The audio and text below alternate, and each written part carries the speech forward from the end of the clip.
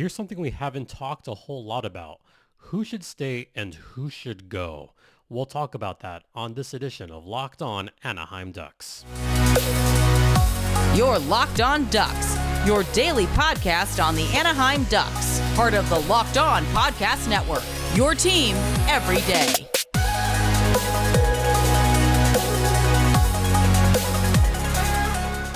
Welcome to Locked On Anaheim Ducks, part of the Locked On Podcast Network. I'm your host, Jason J.D. Hernandez. I've been covering hockey for well over a decade, and today's episode is brought to you by FanDuel.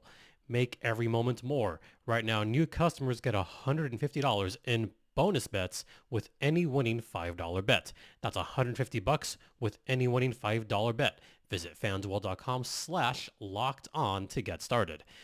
So, as I've mentioned, I've been covering hockey for a while, also cover the goals for Defend the Nest, also currently the public address voice for the Coachella Valley Firebirds. And you may have noticed that there's been an absence of episodes. For those of you eagle-eyed listeners or watchers that watched the previous show, I did allude to the fact that I was feeling a little bit under the weather. Well, it got worse. So let's just say, for lack of better terms, definitely wasn't fit to record much of anything the last couple of days. So we're just going to try to gut this one out, get a weekend episode out, because this is something that was on the docket for it was either going to be our Wednesday or Friday show, but this was on the docket. And I think this is the one that I kind of want to get out over the weekend, because there is still about a month before the NHL draft and about 6 weeks before NHL free agency.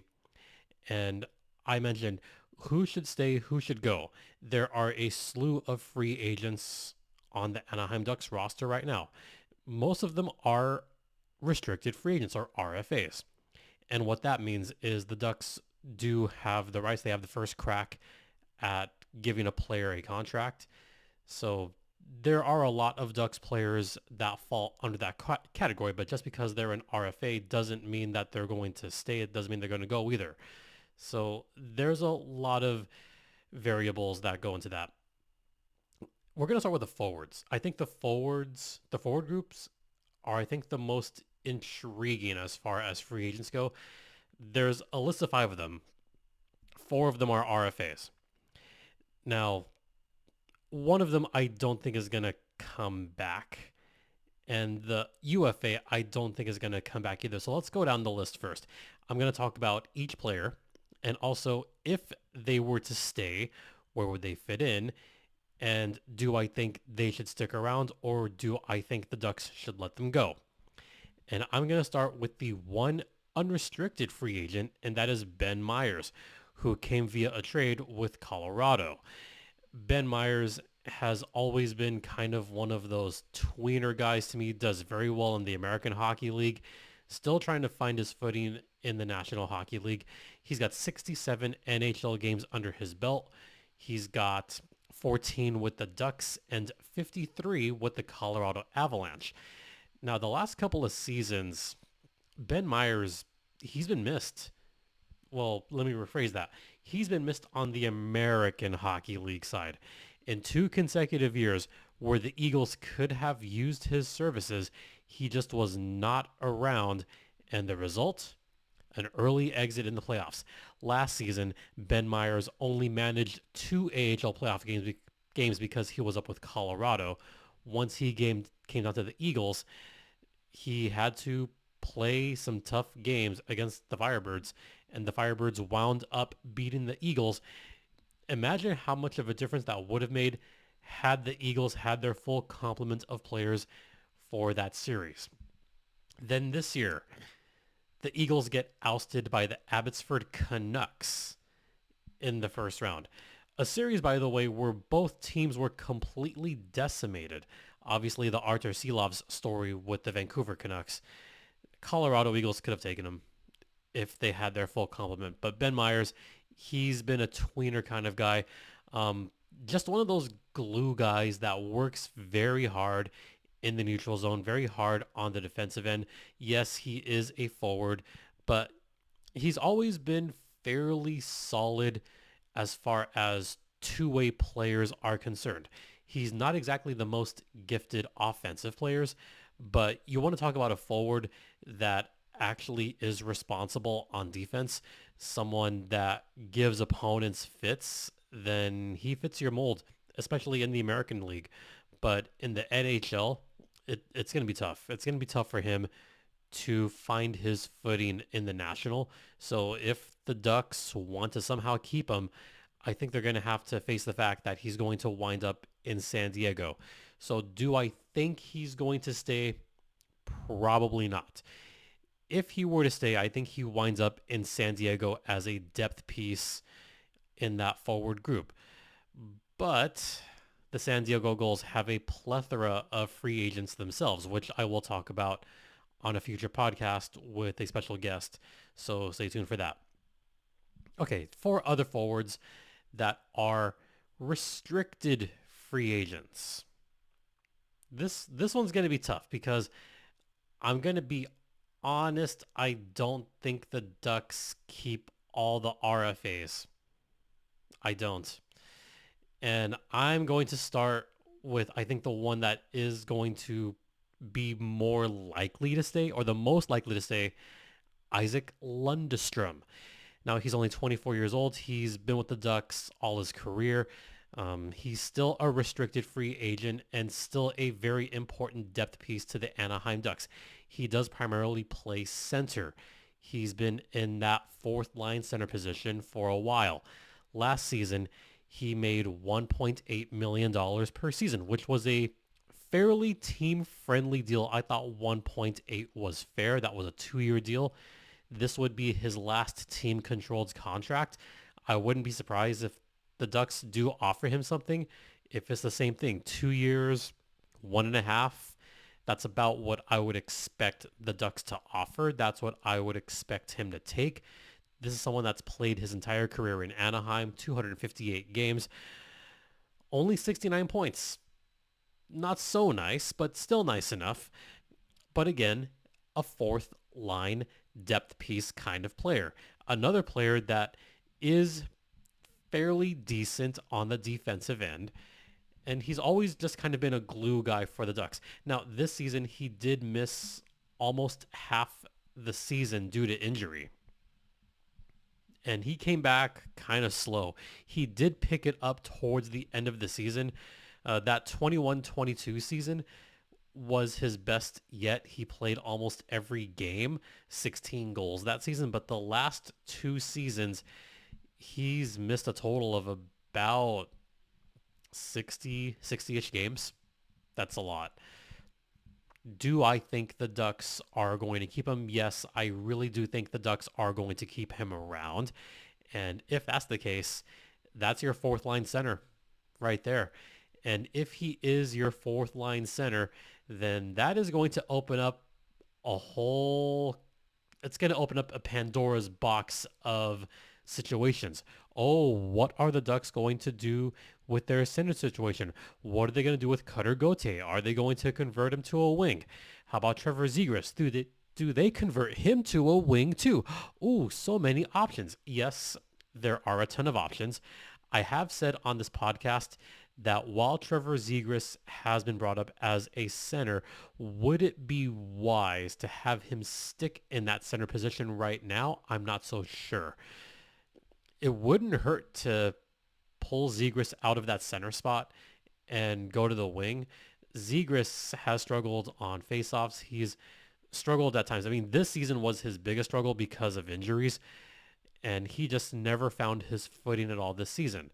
So I think if the Ducks do keep Lundestrom as that kind of insurance policy, let's call it that, an insurance policy, then they know they have their fourth line center wrapped up and they will not have to worry about that position for a while. They have Leo Carlson. They have Cutter Gauthier. They have Mason McTavish. They're fine in center. They're fine. It wouldn't make any sense to put Mason McTavish down in the fourth line or someone that's much more skilled with excellent wingers. No, you get someone that is a glue guy on that fourth line. Isac Lundestrom is one of the more important role players the Ducks have. So keep him around. I think the Ducks will. Three other names that I want to get to before we head to the first intermission. Brett Leeson. Brett Leeson had some very good moments with the Ducks this season, and I know fans were impressed by Leeson more so than not. And count me as one of those. That said, I wouldn't mind seeing Brett Leeson stick around. And in fact, he's actually my second most likely guy over someone else. Yeah, Brett Leeson, I think, impressed me enough this season that I wouldn't mind the Ducks giving him a contract. Wouldn't mind it at all. He only made minimum. I think if the Ducks want to keep him, they could give him a standard, maybe a standard 2-year deal, 1-year deal, give him something worth $1 million, and that's fine. That's honestly very fine. And Brett Leeson would fill that role again in the fourth line on a wing with Isac Lundestrom. When they played together, they did find some relative success, but there wasn't a lot of games where they played together this past season, and it was tough to find any kind of cohesiveness. So Leeson, I think, is someone that should stick around and probably will. Then you have Max Jones. Fans love Max Jones. I love Max Jones. He's so cordial off the ice, very photogenic, very just beloved by the fan base. That being said, he's actually my third most likely RFAs to stick around. Yes, I did put Max Jones below Lundestrom and Leeson, but that's only because I was that impressed by Leeson. Max Jones this past season only played 52 games. He's been battling injuries. He missed 30 games this season from injury as well. And he's a grinder. He's just one of those guys that grinds and grinds and grinds, but also because of the physicality of his game, that is more susceptible to injury, which we have seen over the past 5-6 well, really the past 4 seasons. Well, no, past 3 seasons, because in 2020 he missed a few games, then he went down to the AHL. That was kind of a weird spot. 2021, that was that COVID shortened year that we kind of want to forget about. I mean, that was fine. But the last 3 seasons, 2022, he played 2 games. Last season, he played 69 games. Nice. This past season, he played 52 games, missing 30 plus 80 games. That's 110 games combined with the season in the middle. He's missed 123 games over the past 3 seasons. 123 out of 246, if my math is correct, and it should be because 82 times 3 is in fact 246. And if he has missed 123 games, he's missed exactly half of that time. He's missed exactly a season and a half of hockey in the last 3 years. So do the Ducks want to take that chance on Max Jones? That's up to the Ducks brass to decide. That is up to Pat Verbeek to decide. I would love to see him stick around, but it's going to be tough. It's going to be very, very tough. And the last name, just very quickly, who I actually do not think is going to stick around, Bo Grew, RFA. He had a hard time finding his role on the Ducks team. And will he find a role in San Diego? Who knows? They have their own decisions to make as well. So I think Grew is going to be out of those 4. I think Grew is most likely to be the odd man out. And I think Ben Myers is probably gone as well. We're going to head into the first intermission, and we're going to take a little bit of a dive into the defensemen. We'll get to all of that on the other side. And now a brief word from Indeed. And Indeed is the hiring platform where you attract, interview, and hire all in one place. Instead of spending hours on multiple job sites searching for candidates with the right skills, Indeed's a powerful hiring platform that can help you do it all. And they have instant match with over 80% of employers getting quality candidates. So start hiring now with a $75 sponsored job credit to upgrade your job post at Indeed.com/locked on. Offer good for a limited time. Claim your $75 credit now at Indeed.com/locked on. Terms and conditions apply. Need to hire? You need Indeed.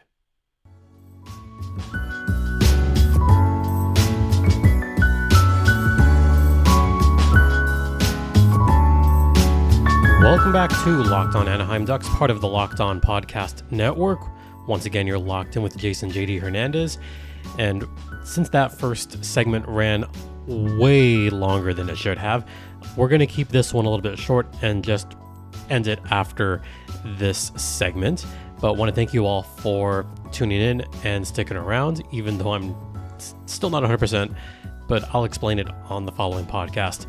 In the meantime, I do want to address the 4 defensemen that are currently free agents. One of them is unrestricted. The other 3 are restricted free agents. So I'm going to start with the UFA, the unrestricted free agent, who the Ducks picked up off of waivers, and that's William Lagesson.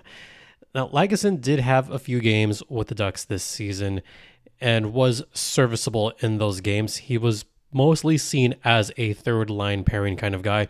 He's only played a handful of games with the Ducks, only 10. Spent a lot of time with the Edmonton Oilers organization a few years ago. Spent a lot of time. Some of you Gulls fans might remember him with the Bakersfield Condors. Was definitely kind of in the Gulls' thorn back in 2019 and 2020. So some Gulls fans might remember him. But he's always been seen as kind of one of those tweener kind of guys between, very good in the AHL and decent in the NHL. I don't expect the Ducks to pick up his contract. I expect him to be a free agent after this season. I expect him, honestly, he might get a 2-way deal somewhere else in the NHL/AHL. There's plenty of AHL teams that would love his service. As far as NHL teams, he's been passed around quite a bit. Edmonton, the Canadiens, the Maple Leafs. Hey, the Ducks are his first non-Canadian team for what it's worth. Or he could always go back home to Sweden. We've seen an influx of players leave the National Hockey League to go over to Scandinavia, and in particular Sweden. There is one player that we've mentioned in the past, and that's Jakob Silfverberg, who just retired. He's going back to his home country, so maybe this could be the same for Lagesson as well. So we'll see about that. 3 names that are restricted free agents for the Anaheim Ducks, and I'm going to start with the 2 that are less likely to return to Anaheim. Gustav Lundestrom, who we saw in limited action with the Ducks as well. He was also a waiver wire transaction. He was waived from Les Habs of Montreal and wound up playing quite a few games in Anaheim. Didn't score any goals with the Ducks, but again, another serviceable defenseman that found his way in the lineup after there were a slew of injuries to the Ducks blue line. He's mostly known for spending his time with the Red Wings organization, in particular the Red Wings and the Grand Rapids Griffins. He was fairly decent in Detroit, actually. There was a couple of seasons where he spent like a good chunk of time in Detroit. This season, he was picked up by the Canadiens, spent some time in Laval, and then eventually wound his way to Anaheim with everything going on. So, yeah, I don't expect him to come back. And that's fine, because the Ducks already have a lot of players on their blue line as well. So Lundestrom, not coming back, more than likely. This name, I'm kind of 50-50 on. Earl Vakanainen. Now, Vakanainen did present himself a solid opportunity getting even up to the third or the second pairing on the Ducks defense this season, again, because of injuries. Yes, that is kind of a common theme. Now, the only good thing is if the Ducks do retain him, they can retain him at minimum salary. At best or at worst, depending on who you're talking to, he can get the league minimum, which is just under $900,000 this coming season, or the Ducks could just pick him up for a 2-year deal worth $1 million bucks a season. I don't know if I see that coming. He was picked up from the Boston Bruins a couple years ago and was re-signed by the Anaheim Ducks. Mostly spent some time in the National Hockey League. This season, he had a full 68 or almost a full 68 games with the Ducks this season. Did manage to get his first NHL goal, so congrats to Vax on that one. But again, another depth defensive guy. If the Ducks are to keep him, I would expect him to be in that third defensive pairing because you always need depth. And again, he was serviceable in that third pairing. But the one defenseman that I fully expect the Ducks to bring back is Jackson LaCombe. Now, LaCombe is already 23 years old and spent pretty much an entire season up with the Anaheim Ducks. He had just finished his time with the University of Minnesota Golden Gophers, was with the Golden Gophers up into last season's Frozen Four tournament. This year, 71 games, had a couple of goals, 17 points all around. LaCombe, for what it's worth, had some pretty important shifts, has an important role in the Ducks. So I personally, out of all the four names mentioned, I would like to see LaCombe come back and get re-signed, probably to a team-friendly deal. Last year, he was making $925,000 a season. This coming year, I expect the Ducks to bring him back. I expect him to come back on a somewhat friendly deal. Let's say maybe $1 to $1.2 million per season. Maybe a 2-year deal would do him well on this one and really make this next year or the following year the prove it deal, the show me what you're made of deal. Again, he's 23 years old. There's still some rawness to his game. I think he could be a lot better, and with some really good offseason work, I think LaCombe could even work his way up to the second pairing eventually. But he's got some work to do. So again, Lagesson, Vax, Lundestrom, I don't expect. Well, Lagesson probably not coming back. Lundestrom, probably not. Vakanainen, I would consider a maybe trending on no. And LaCombe, I would consider trending on yes, he's coming back. So what does that mean for the Ducks? That means if they only keep LaCombe, that's only 5 defensemen that are signed. Cam Fowler, Radko Gudas, Pavel Mintyukov, Olen Zellweger, and Jackson LaCombe. They've got a lot of money to spend. This might be the year to really try to go all out and get some solid defensemen. They don't have to be the flashy picks that are worth so much millions, but get solid defensemen. We're talking maybe guys that can garner about 3, 4, 5 million, but this is the offseason to do it.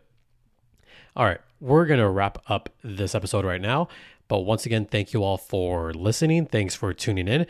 Don't forget, this podcast is free and available across all platforms, including Stitcher, Spotify, Odyssey, Apple Podcast, Google Podcast, among others. You could follow me on Twitter X at StimpyJD, and you could email the show at lockedonanaheimducks@gmail.com. And once again, thank you all for your continued support. It is so greatly appreciated. For Locked On Anaheim Ducks, I'm Jason JD Hernandez saying have a great rest of the evening, afternoon, morning, whenever you're listening. Please remember to be safe out there, be kind to one another, and Ducks fly together.